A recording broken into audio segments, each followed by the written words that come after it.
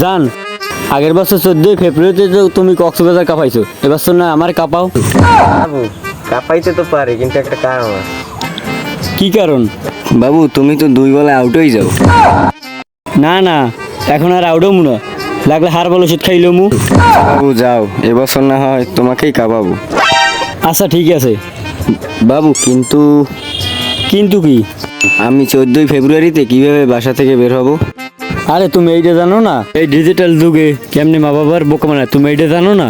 তুমি বাসা থেকে বলবা আমার প্রাইভেট আছে, সোজা বাইরেই যাবা। আচ্ছা বাবু ঠিক আছে। আচ্ছা কিন্তু ঠিক আছে। আর আমরা 14 ফেব্রুয়ারিতে সব দিবস পালন করব। Hug day, kiss day, chocolate day, teddy day, সব আমরা ভালোবাসার দিন পালন করব। আসো। আচ্ছা ঠিক আছে, কিন্তু তাড়াতাড়ি চলে এসো।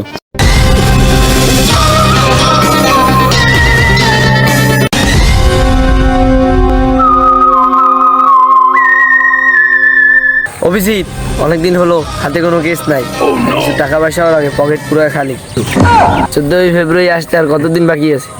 এই তো আর অল্প কিছুদিন বাকি আছে। অভিজিৎ, এবার প্রতিটা পার্কের কোনায় কোনায় তাল্লাশি করবা। অভিজিৎ, পার্কের কোনায় কোনায় কাজ করব। গার্লফ্রেন্ড বয়ফ্রেন্ডের পাইলে ওদেরকে জরিমানা করবো, ওদের টাকা আমাদের সংসার চলে। জান চলো পার্কে যাই। এখানে পার্ক পাইলে কোথায়? আর ওই কচুঘাট মানেই পার্ক।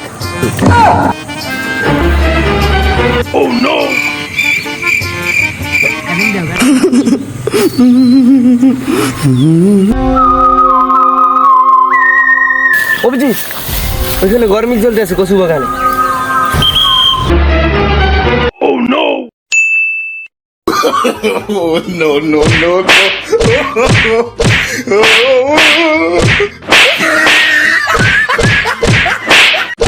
আসলে 14 ফেব্রুয়ারি একটা বাজে দিন, খারাপ দিন। এই দিনে কেউ ভালোবাসা পালন করবেন না। বয়ফ্রেন্ডকে না ভালোবেসে মা বাবাকে ভালোবাসুন। যে মা বাবা আমাদের পৃথিবীর সূর্য দেখিয়েছে, সেই মা বাবাকে আমরা ভালোবাসি না। আসলে 14 ফেব্রুয়ারি দিবসটা পালন করে সমাজে কিছু নোংরামি জমে গেছে। তাই আপনাদের একটা কথাই বলবো, কেউ 14 ফেব্রুয়ারি দিবসটা পালন করিয়েন না। ভিডিওটা ভালো লাগলে একটা লাইক দিয়েন। আল্লাহ হাফেজ।